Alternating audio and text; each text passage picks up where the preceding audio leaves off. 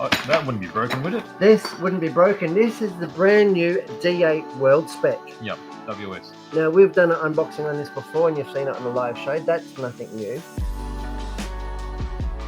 But what did come in last week? Last week's show was massive.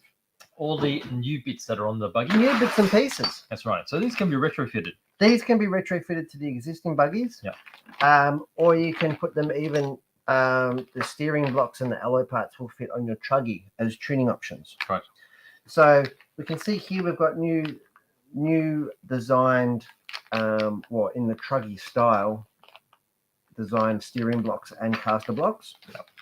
Yep. So a reverse C hub, if you will, steering block and caster block, which was different to the previous generation. Nice and machined, 7075. Beautiful. And we've got front and rear arms, all new plastics, and these are to cope with the new caster blocks. Yep.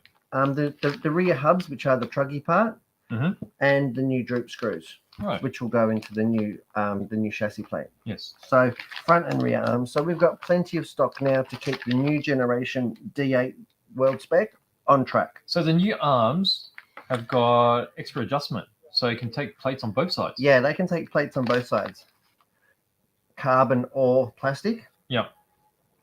Given the car's so new and so fresh, we haven't seen a lot of setup information yet on Australian soil. Yep. So looking forward to that.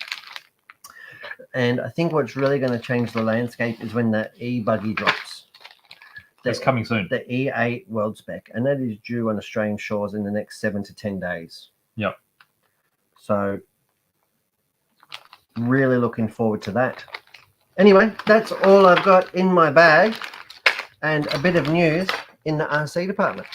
Now Simon Healy's got a comment here. Simon, of course he does. After looking at the car we were looking at before, he goes, looks like a car after you used it for 1 day, Brett.